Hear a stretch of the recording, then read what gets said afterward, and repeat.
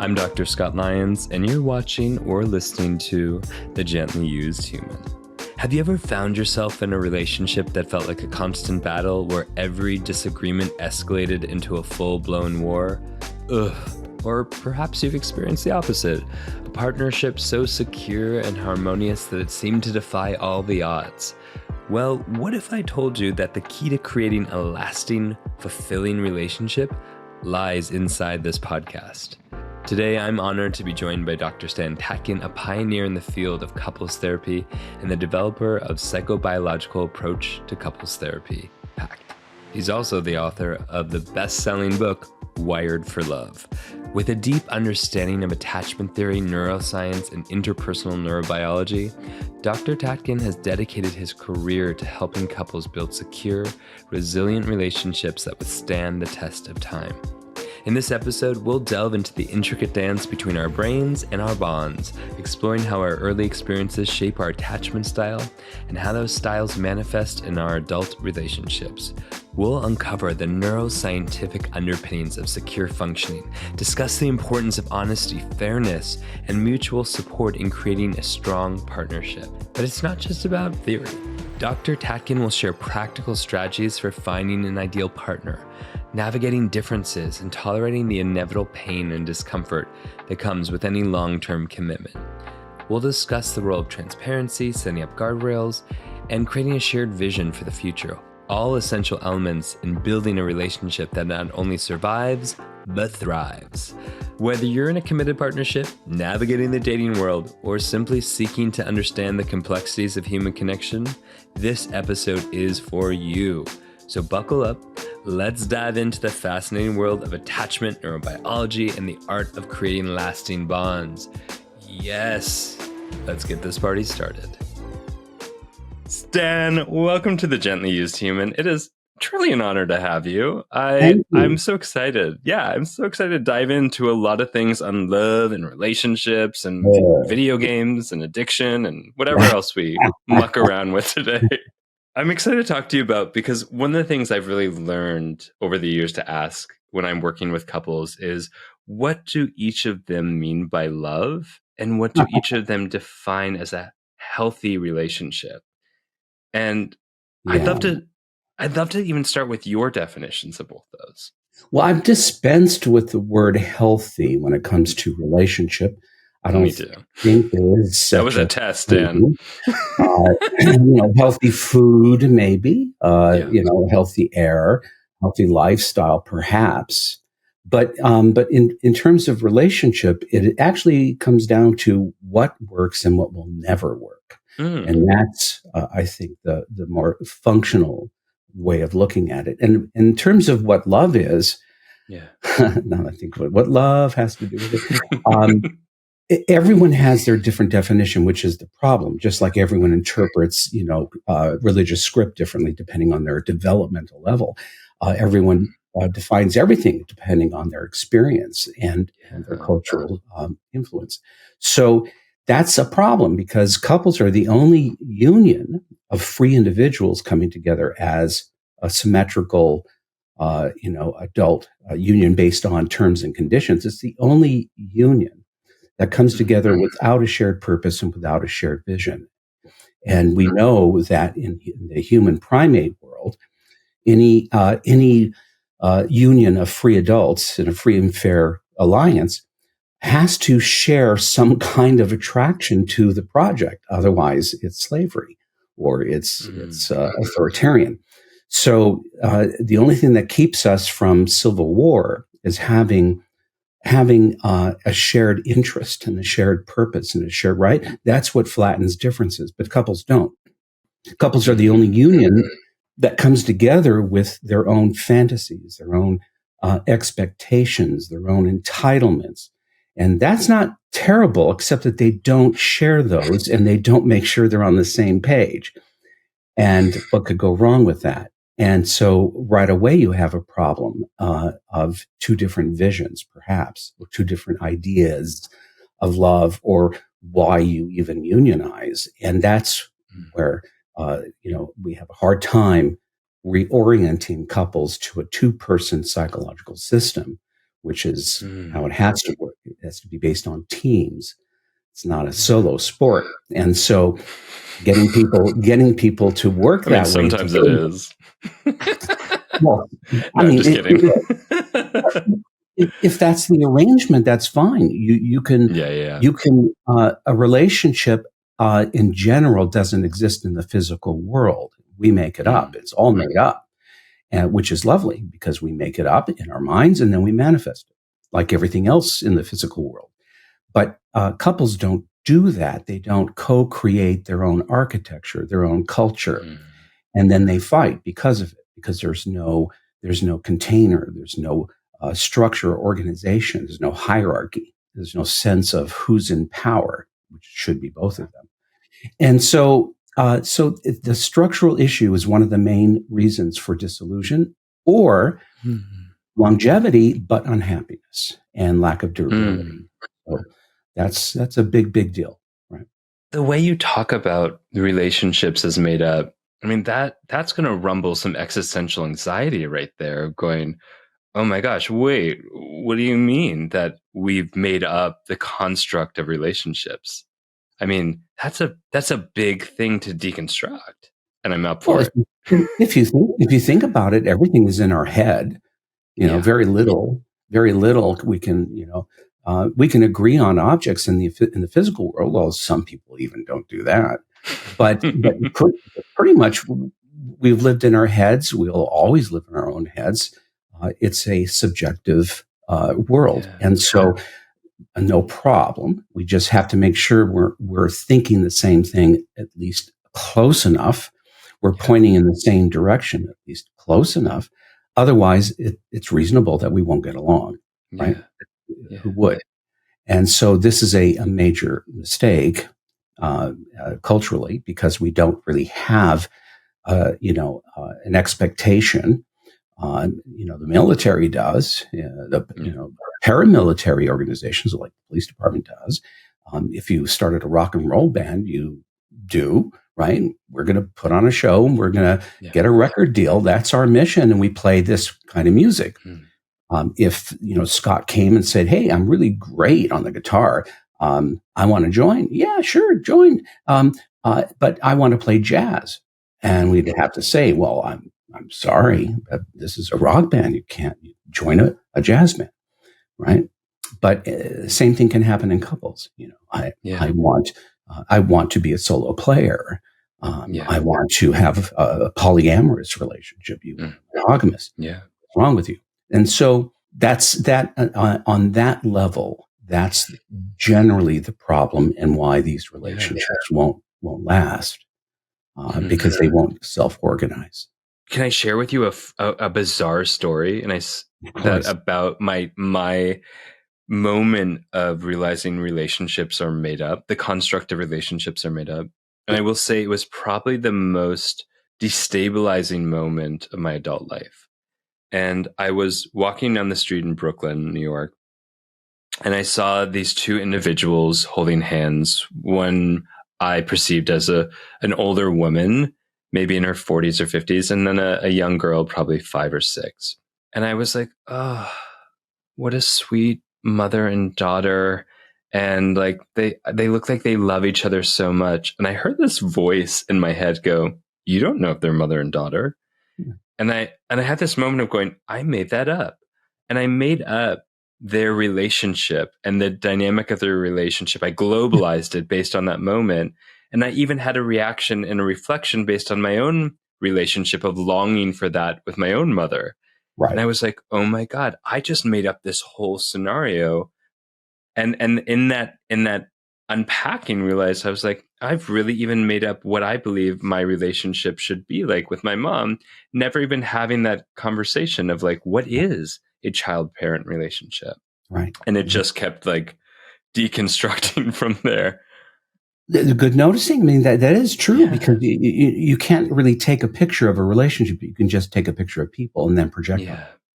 Yeah. And so, right. And the interesting thing about couples, it seems to be in our psyche to couple people. Now Gen Z generation calls it, maybe I'm getting that wrong, but Gen Z, I think, calls it, shipping, They ship people in literature or on television shows or in life, and we know that we tend to look towards putting people together as couples as perhaps a symbol of hope. We like couples, we like coupling, we ship people. And there's something there about the way we regard two people together as adults as somehow better than one person, somehow better. It's not true. And more trustworthy, as if you and I, we were a couple, we just sort of validate our existence to the outside world. They don't know. We could be criminals, but we must be okay because, we vouch for each other somehow. And it's a very interesting thing about the need to ship. Anybody who does group therapy knows that you have to watch out for people coupling up in groups, or the group. This is very much Wilhelm. Oh gosh, I'm just dropping his name. This idea of the group being preoccupied with not the task, but with putting partners together in the group, right, and making subgroups. So there is something in our psyche about it. Yeah, I that's like the way. I mean, I don't speak Gen Z because I'm a millennial, but but I can totally relate. Like, I think like how we put like imagine rock star or like movie stars together, or like when we were a kid, like imagining like the pop princess and the prince, like Justin and Brittany, like coming together, and the fantasy of that. Yes. And then living in relation or comparing ourselves in relation to that fantasy. That's right. Yeah. Oof. That's just harsh. So how do we begin to construct a architecture of relationship together? Like if you and I started dating, which I hope we do, what would we do? I'm already married. I'm already taken. Me too. But, whatever. Whatever. So let's say we started connecting, dating. How would we build an architecture together? Well, we would, as we go through time, we would decide, what is going to be most important. So let's say in politics, you often will hear, many times it's Republicans, I'm a Christian first, I'm a Republican second, and I'm an American third. Now, whether you like hearing that or not doesn't matter. It does tell you how that person's going to make decisions, right? And so we put things, we have to put things in terms of hierarchy. What's going to be the highest priority? If you and I are together and our highest priority is different, you put yourself before a relationship, I put my work before the relationship, or I put our kids before the relationship. That has consequences. And if we disagree, that definitely has consequences, because we'll be making decisions based on our chosen highest priority. So it is a choice. So that's one. Two, we have to make sure that the center of the earth, the reason of being a couple, is coherent and isn't based on emotion, isn't based on feelings, because feelings go up and down. And we know that if we put laws in place to control people from harming each other based on emotion, we'd all be dead, right? So no, we would. I mean, we would, we would be back pre-religion and Sodom and Gomorrah and doing whatever we damn well please, even if it, was self-harming. And so we have to think in terms of protecting each other, because we're human primates. We're not, we're not great animals when we're unhappy. So we have to plan for our devils, not our angels. And we have to build principles that are based on a purpose rather than a feeling, because we decide what is going to be good, what is going to be best, and what is going to be the right thing to do, even though it'll likely be the hardest thing to do at times.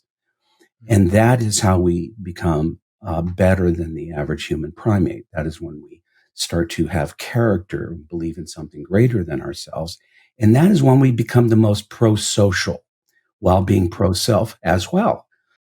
And so, given to our own devices, because of our survival instinct, and that we're built for war more than for love, We're going to destroy all relationships if we base them on feelings and emotions, because we know it's very easy to trigger threat in us. And we remember, and we will start to become threatening inadvertently, even though we don't intend to. And so there's a lot about our species that we have to learn about and control and override. Otherwise, we lose our relationships. We may stay alive, but we kill and trample on our unions. That's the problem, and we have to kind of grow up. Yeah. Can you say more about why threat is such a prevalent experience, especially in intimate relationships? So the romantic dyad, the primary attachment relationship, mirrors the earliest ones with the originals, the gods, right? The parents. Yeah. And that's why they're the most difficult relationships, because of the expectations and the entitlements from childhood. And it has a very long memory, because you and I become proxies for all of those experiences. And we won't know the difference between then and now sometimes. And so we have to watch out for that. And also, because we have a very distinct survival instinct, like all mammals, we can get triggered by small t threat just because of memory. So you do something that I feel is harmful, and you don't repair it. That experience has enough adrenal, properties that are stirred up to go into long-term memory. Now, I remember this now, and now my feelers are out for more cues that tell me I'm about to get hurt. Now, you repeat that, and it creates inflammation. Yeah. And now I'm acutely aware of anything, the raising of an eyebrow, the tilt of your head, the way you're gesturing or not gesturing, the word choices that you use. And any of those can now be a trigger for what's to come. And I begin to shoot first and ask questions later, because I'm operating with a lightning fast recognition system, a memory system that is keen on picking up patterns. And those patterns alert me to threat, and my heart rate goes up, my blood pressure goes up, and my brain changes. And now we're off and running, because my fear of you will appear threatening to you. See, I don't know that, but it does. And so now we're threatening each other inadvertently, and we get to loops that we can't get out of. This is an arousal problem, an autonomic nervous system problem based on memory recognition. And so that's all human beings, no matter where you are in the world. It has nothing to do with personality, nothing to do with gender, sex, orientation, where you're from, nothing. All human primates will operate the same way. And so we have to learn about that. We have to learn how easy it is to misunderstand the other, to mishear the other, to not be clear, that memory sucks, and not fight over memory because nobody's right. And to be able to be friendly and collaborative and cooperative under all circumstances. And that's hard to do for us. Oof. So hard to do. Yeah. Yeah. Because given enough stress, we'll all revert to a one person system of I, me, my, and you. And so we're putting in guardrails and principles to override that, which is why they're purpose centered. I have to do this whether I feel like it or not, because you and I decided it's the best thing we can do, and it must be done under all circumstances. That's a good life. Yeah. Is it that we just become less activated and feel threatened, or is it that we just have more agency over that threat response as we build this collaboration together? We have more agency because we're building in on an implicit, tacit, right brain level. We're building this according to images, dreams, big ideas, right? They're not small ideas. They're you and I against the world. You and I are a survival team. We have each other's back. We create social contracts that ensure our safety and security. We don't have that with the other people in our world, right? When the chips are down, everybody for themselves, but not you and I. You and I have practiced how to work on problems, never on each other. You and I have worked how to play fair and just and sensitive, because without that, we'd have to watch out and we would lose trust, right? Any system that's too unfair, too unjust, too insensitive will accrue threat memory. And that then becomes a biological matter if we have a pattern also of not making amends quickly. So there are certain do's and don'ts here. Yeah.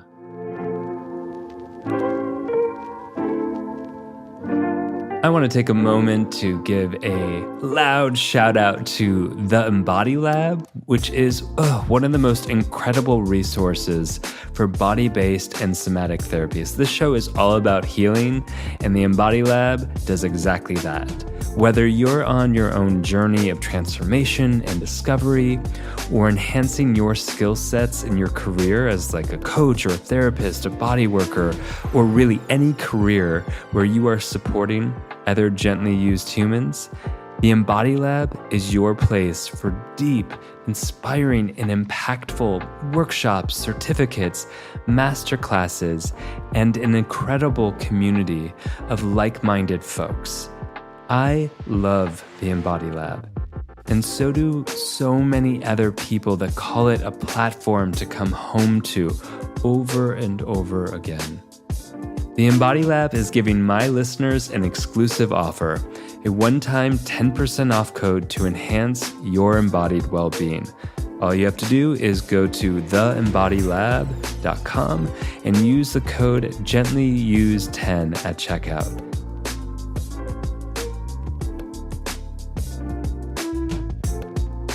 I really hear how you're unpacking like this idea of the contract, the way we are building our dream of what our relationship is together really buffers this innate kind of threat response that we all have in relationships. Yes, because the structure, just like laws, just like religious principles, just like commandments, these are all things that protect us from each other. Otherwise, we would do damage, right? Yeah. We would do damage.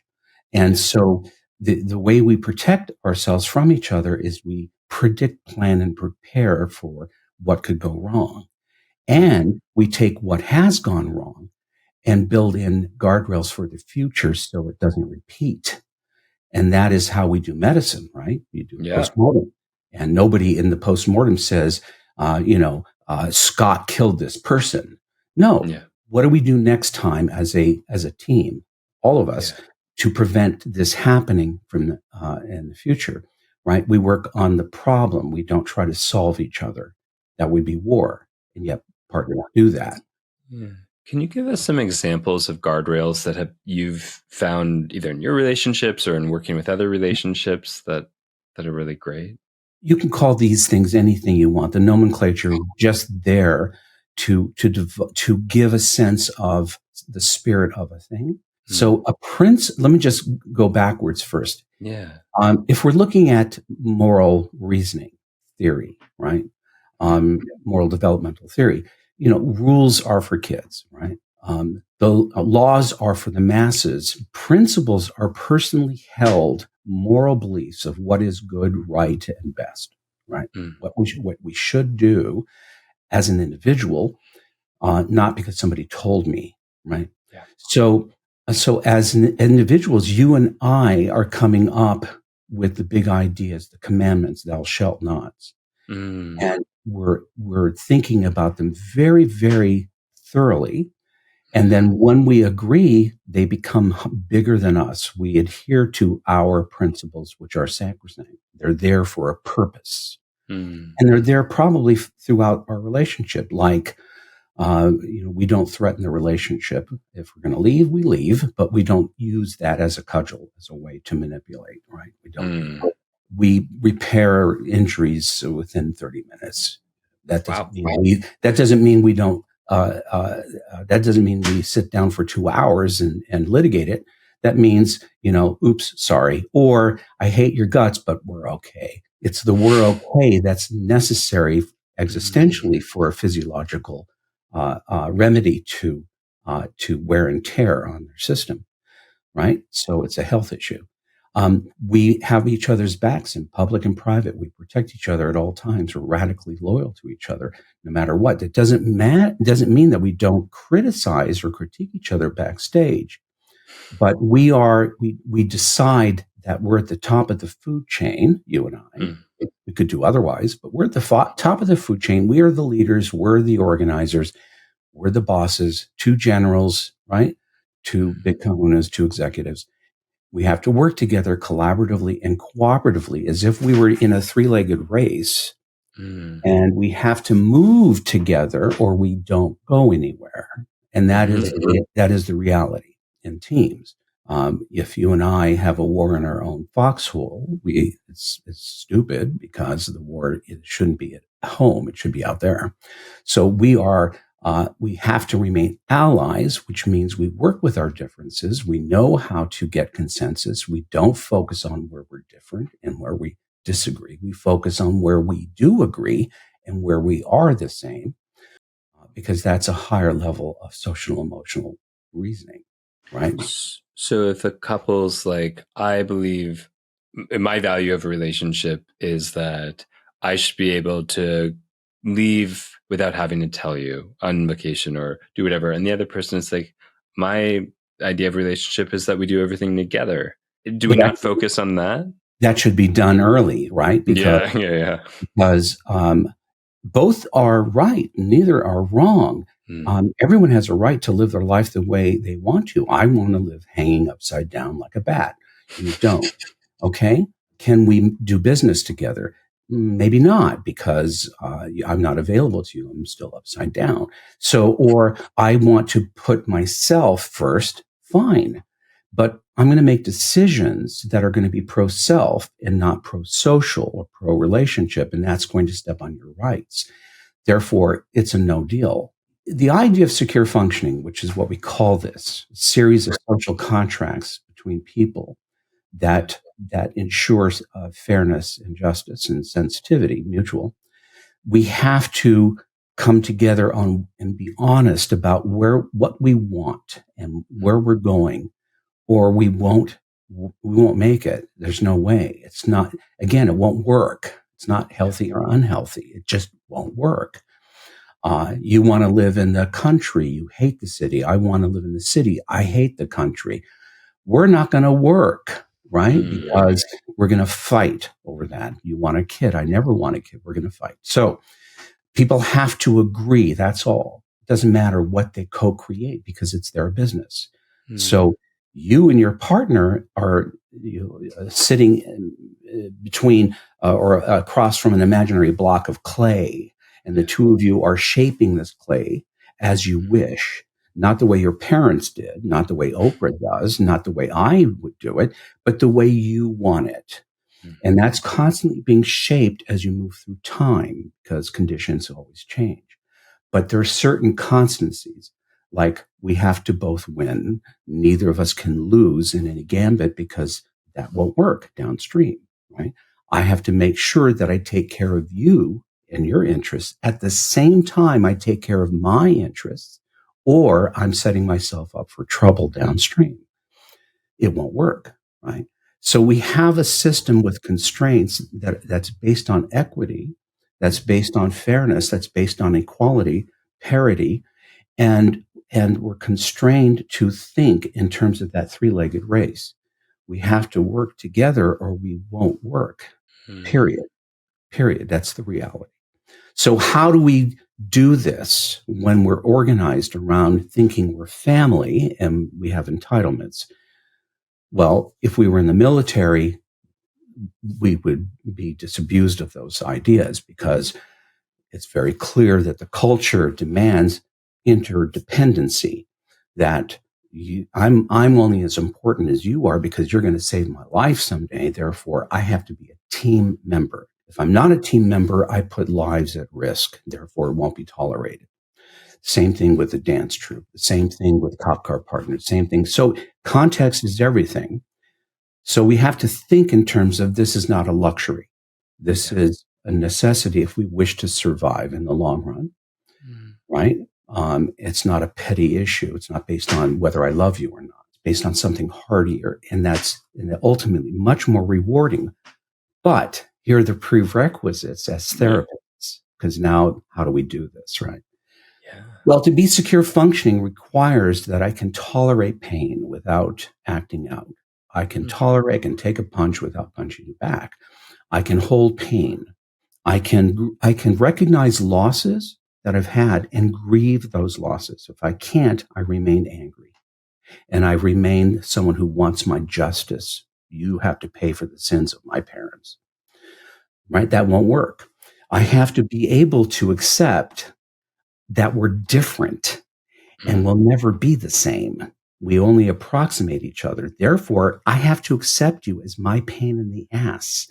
You are a difficult, irritating, annoying, and inherently disappointing creature. So am I. So what? That's always been the case. That's reality. It's never been a problem, right? Except if we think we have to have perfection.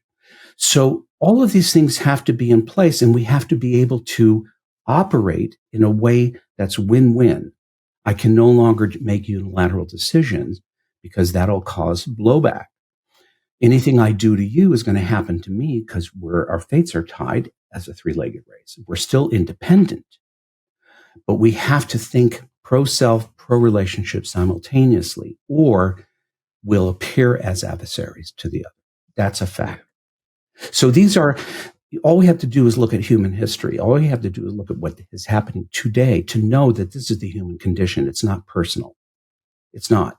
Respect this, understand it, or pay the consequences. That's what this is. And so we have an ethos here, Scott, that we're aiming for that we know is hard. It's hard to do. But we cannot actually think of anything that will work other than this. Because if anybody can, I'd love to hear it. There isn't anything else in the human experience of equals that can possibly work, except it has to remain pro-self and pro-relationship at the same time. Otherwise, it becomes adversary. The way that you also break things down, there's a hopefulness in it. I'm like, oh, yes, that's like, I can do that. It's achievable. It's achievable. Yeah. And I'm like, oh, we could navigate that, and we could expand our tolerance for pain and so forth. And it brings the question to me of like, then how do we identify an ideal partner? Knowing that everything is kind of could be workable, but what's the ideal partner then?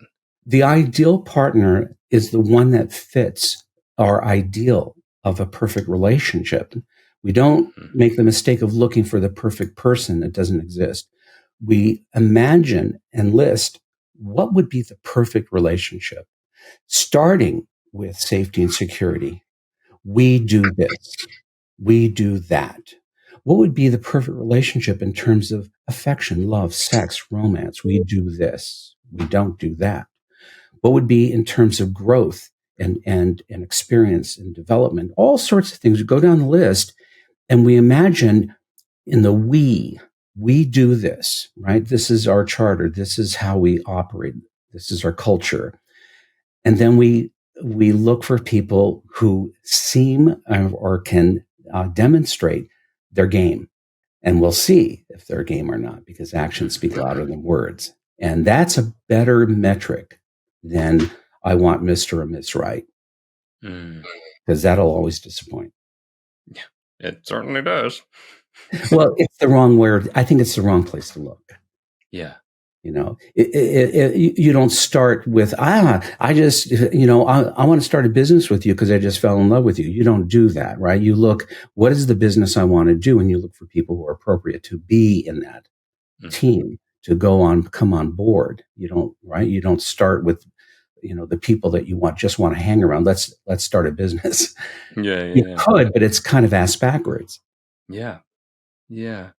Yeah, I mean, it's so interesting, especially like if we look at like current ways many people find partners is a very 2-second app. Like they're identifying, in a way like, am I attracted to them? Not would they help me build the company of relationship, a successful company of relationship?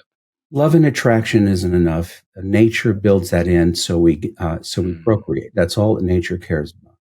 Nature cares only about continuation of the species. So when we meet, we're on drugs.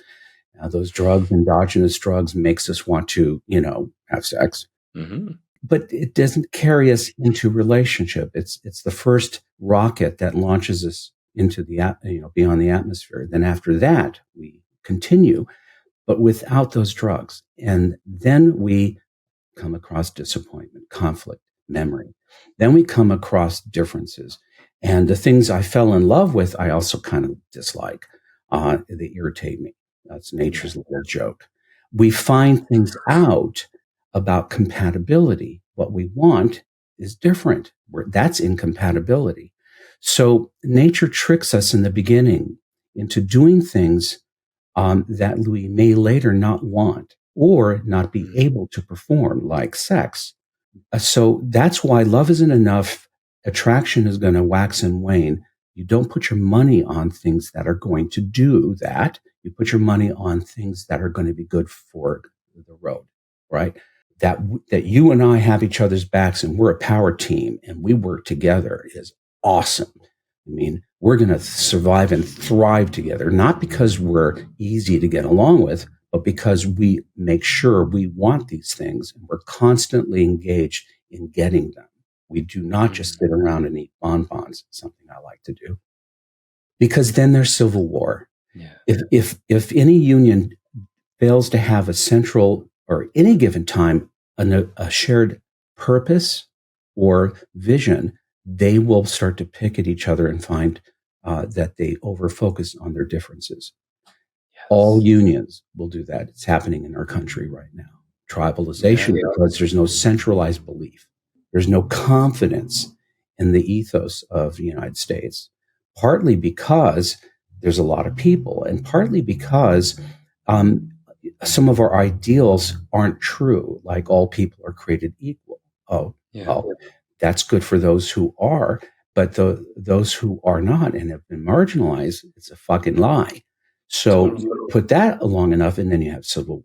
Yeah. Same thing with a couple. Yeah. Except a couple can choose, this isn't going to happen. But when we share land, which is, also a fantasy of boundary, but when we share land, because we're all sharing right. The whole, but we can't necessarily choose, like, you don't belong, you can't necessarily walk away per se. I could just leave the United States, but also, there's the reason there might be a civil war is that we keep fighting that our belief is the right belief, that our value is the right value. And we can't just walk away. Yeah. So we otherize, which is in our DNA. We have to understand our species. Yeah. One feature of our species that has always been there is xenophobia, which basically comes out as racism. If you are too different than me and disagree with me, I otherize you. You're not me. Right? So I'm bifurcating something and I no longer am friendly. We do that with our neighbors. We do that with our kids. We do that with our spouses. We certainly do that with other races. We do that with other marginalized groups. We do that, period. The only thing that stops us is culture and societal norms, right? Guardrails, back to your question. So principles, let me just go back because I didn't answer that. Back to the principles. Principles are thou shalt, right? I believe in it selfishly. I want to hold to it. If I violate it, I'm violating who I am. I am not the person that I said I am. I'm a phony. So I adhere to the principle of full transparency. You and I tell each other everything. We don't hold anything back unless the other person says, I don't need to know. We have our reasons for doing that. The carrot is we get to control the world. We get to manage everybody. We get to know the same things. We are king and king, or queen and queen, or king and queen, whatever. Yeah. We're powerful, and life is easier because we share information and we can be ourselves. But also, it's a preventative from something that will kill the union, discovery. So we don't want that. So selfishly, those are the reasons I want full transparency. So do you. We're likely not to violate it because it would be mutually assured destruction. That's a principle. Guardrail is Either stop it or do it. So guardrails think of ad hoc disruptions. You keep interrupting me. I don't like it. And what most people will do, they'll go, you keep interrupting me. Why do you always do that? And they get off road and they drop the topic that they're working on. And now we won't get out, right? We make a big deal out of it. So we say, it's really disruptive when you interrupt me. And should we interrupt each other? Because that's disruptive. I'm not going to just complain about you because I could do it too. Should we put in a policy or a guardrail in the interest of getting along and getting things done? Should we get that out of the way? Yes. May we remind each other, prompt each other, lest we interrupt that, don't stop, don't interrupt. Let me continue, right? And then just go on. Will the other person cooperate? Yes. That's a guardrail. A guardrail is I keep doing something automatically because I'm a stupid human primate. I do everything by memory and reflex. I can't be trusted to remember. So I'm going to make it a team process. I'm going to tell you next time I do that thing, which you don't like, tell me, cue me, prompt me, remind me. I pledge I will cooperate. I will apologize if necessary and I'll change my attitude. That's cooperation. That works. That works. And so we're, ad hoc as we go, we're setting these things up because they're getting in the way of doing business. Yeah. Right. Even though what you do wouldn't bother another person, it bothers me. And therefore it's a problem for us. Yeah. That's a guardrail. Guardrail is stop it or do it. Yeah.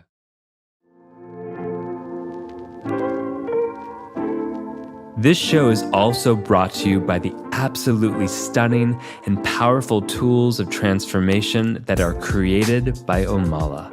Oof, even the name Omala transports you to a place of flow and vitality. These are some of my favorite products ever. They have an amazing color-changing yoga mat that responds to your temperature and presence and reflects back your posture in real time. There's this incredible smelling skin balm candle that heats up to activate all the essential oils and vitamins that your skin has been craving. I mean, look, if I could live in a giant bath of this candle, I would 100% do it. They also have these journals that lead you into profound insight, and then you get to plant those journals to create a stunning flower garden. What? I mean, if that's not deep and inventive, I don't know what is. If you're someone who desires to live a luxurious flow of life and who believes in transformative wellness, then you have to check out Omala. Omala is giving my listeners an exclusive discount to treat yourself to something that is as special as you, boo. All you have to do is go to omala.com, that's OMALA.com, and use the code DrScott10 at checkout. And a portion of every purchase goes to an incredible charity. You got this. What do you say, because this is often I've experienced comes up in couples work, is like one partner says, well, I already have those skills, and yet, but they don't. Or sometimes that's really true. It's like one person's development of these skill sets are more in deficit than the other. And is that a game change? Is that an end game or? No.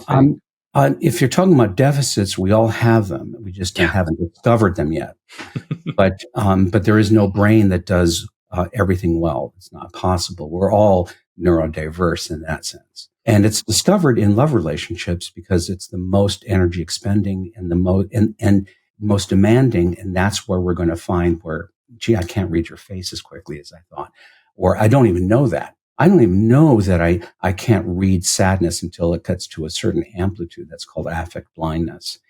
And so you will see that, experience that as purposeful and a threat, even though I'm not doing it purposely. It's not a defense. I just can't see it.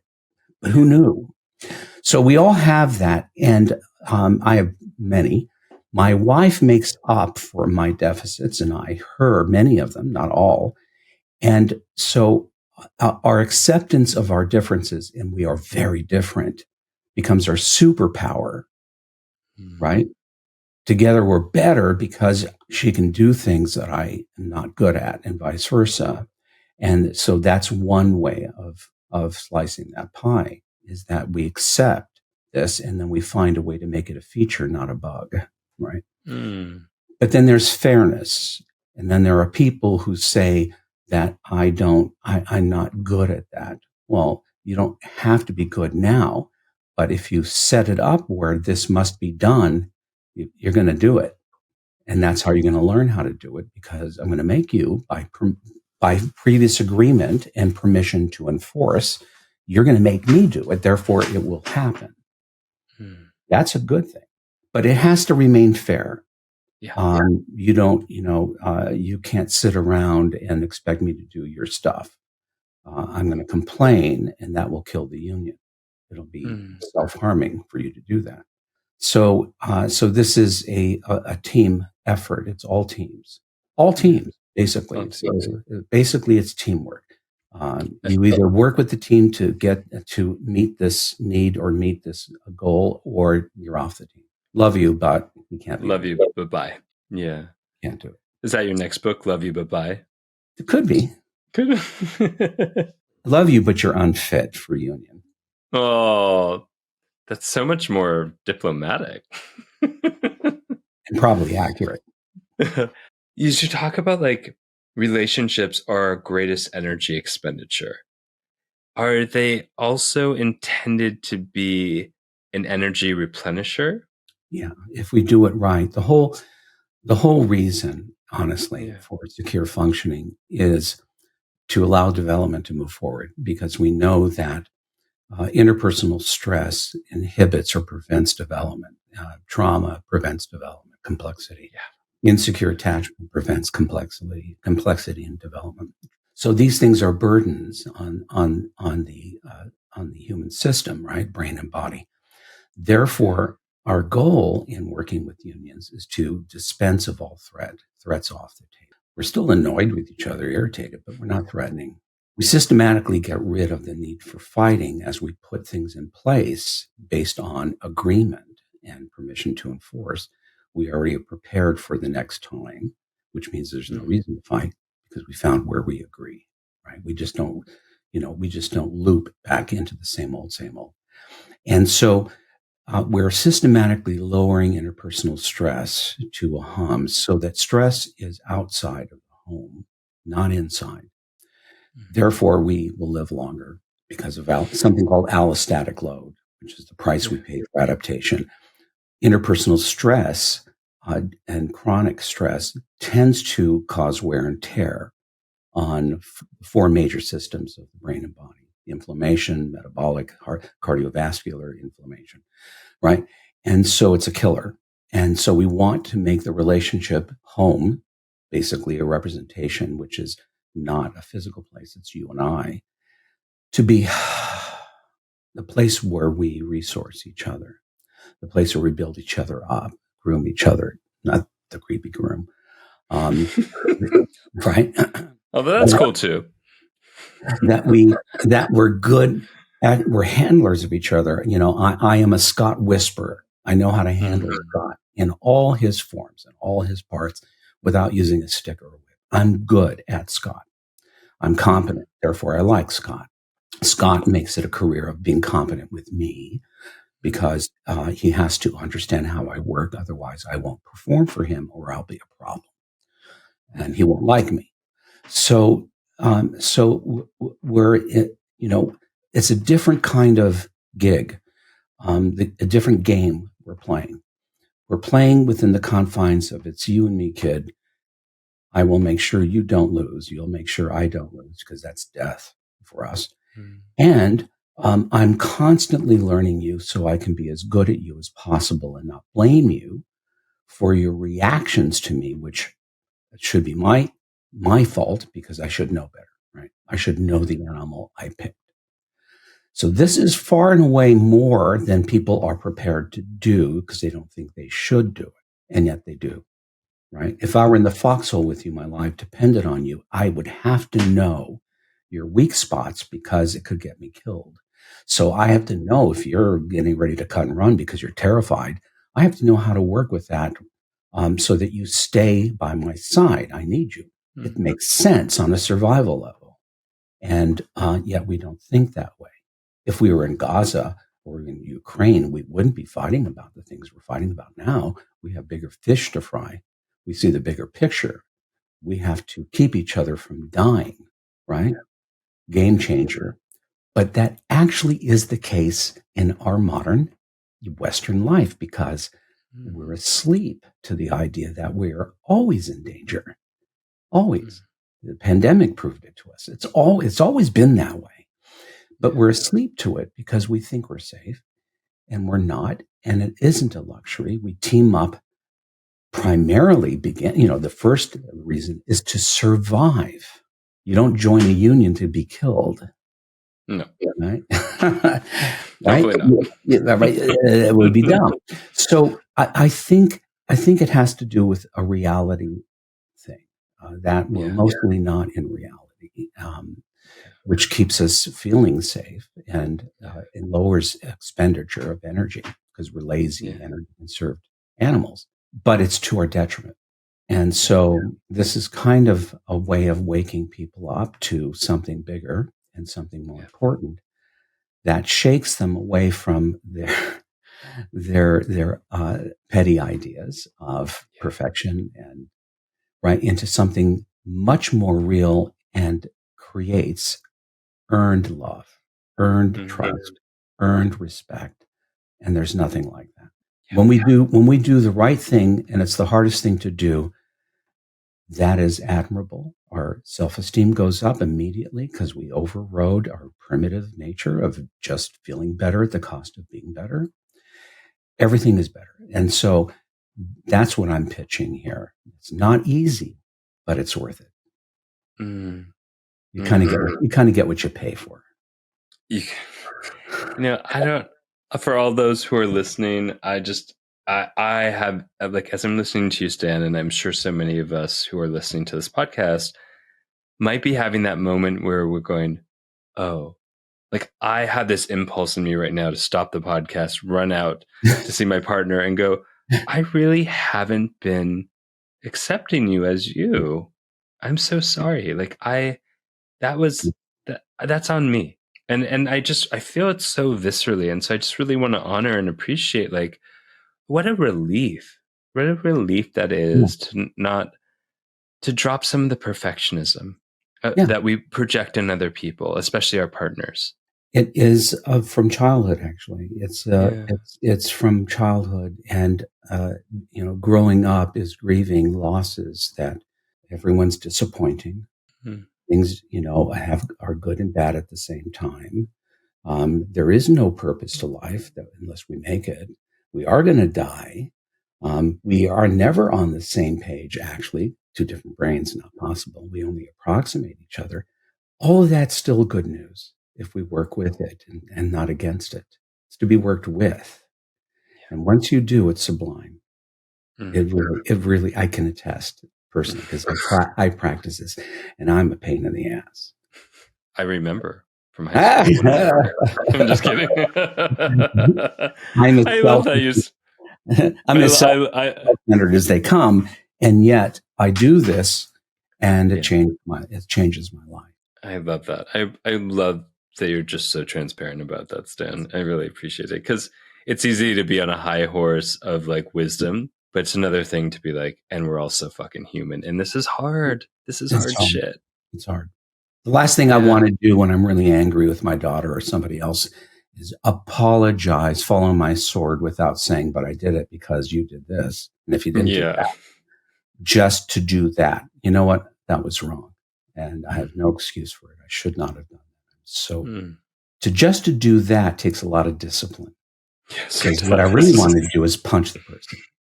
Yeah. Oh, shit. But the reward is immediate. Yeah. The reward of not. The reward. It's pro-social, and it's not just pro-self. Stan, you have rekindled, I don't know if that's the right word, but your very internationally best-selling book, Wired for Love.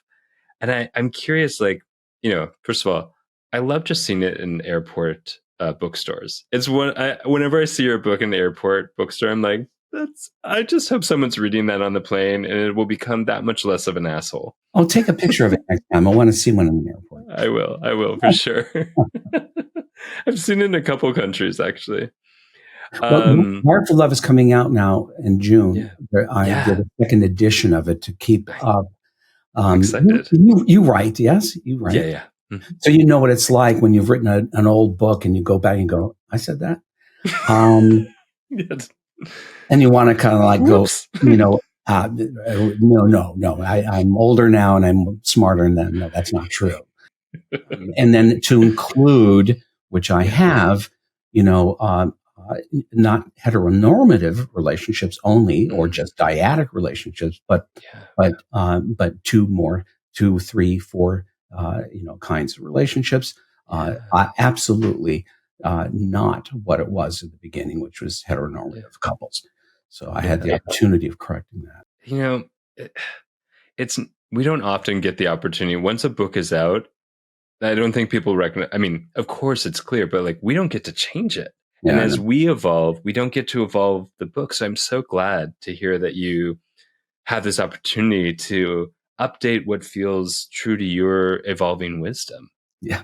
There is one thing I did predict, and that was mirror neurons were going to go away. Like when I did Love and War, which was the first book, my co-author at the time really wanted to put in mirror neurons. And I thought, they're motor neurons. This whole idea that they're responsible for empathy does not line up. And I don't think it's going to hold in the next, it's not going to have legs in 5 years, and it doesn't. And so that was a good decision. I love how much of a neuroscience nerd you are. I love the brain. I love science. You know you do. I love that about you. I really do. I was the least scientific person. I was a drummer. I was a musician. Really? That was my thing. Oh yeah. The first I didn't know that. Oh, wow. Do you still play? Is that why we were going to have a band together? I suck at the guitar though, but I can play a mean ukulele though. Drums now too. I've lost all my chops. No. Yeah, I get it. It takes a lot of work to maintain. But to go from music to science, now it makes sense to me. But it didn't for a while. But yeah, I love that. So Wired for Love is coming out, and are there other like ways people can, in addition to getting the book, which everyone must get, is there ways that they can hang out with you and do like these practices? Like, what's the best way for people to engage in addition to the book with you? By going to the website, thepactinstitute.com. So it's the PACT institute.com, and there's information on training mental health professionals. We've done that. That's how this started. As a teacher, training therapists to do a psychobiological model. We've done that for years worldwide. And my wife and I also do couple workshops online since COVID. We used to do them all in person, but now it's online. And we do 2 of those at a time and throughout the year. Those are excellent. And then we occasionally now are able to splurge and do a retreat like the one coming up in Portugal, which is awesome, a 5-star retreat. And there it's in depth and intensive, but fun, with a lot of wine tasting and travel and stuff. I'm there for the wine tasting. I'll also be the translator for you. Good. Yes. You know what? We have room for more. Amazing. I'll look at the dates and see if I can make it work. That'd be fun to do with you. Oh, it would be so much fun. Yeah. You would love it. I have no doubt. Stan, thank you so much for being such an incredible, I was going to say Scott whisperer, but what I mean by that is relationship whisperer, couples whisperer, just like human whisperer. Thank you for being a human whisperer, Stan. Thank you. I feel like I made a new friend too. I love it. So you absolutely have. My pleasure. And to all my gently used humans out there, please go get Stan's books. There's plenty of them. And the new book, Wired for Love, the updated, is it like Wired for Love 2.0 or how do we know? 2.0. And the one just before that's already out is In Each Other's Care. I really recommend it. Yeah. I love that one. I love that one too. All right, my gently used humans and Stan, we look forward to seeing you all again soon. Thank you for listening to the Gently Used Human podcast with Dr. Scott Lyons and friends. Visit gentlyused.com for fun extras, and don't forget to spill the tea and gossip about the show with all your friends and frenemies. And you know what? Show us some love by giving us 5 stars and leaving a review in your favorite apps. This helps us connect with all the other gently used humans out there. Oh, and by the way, you look fierce today.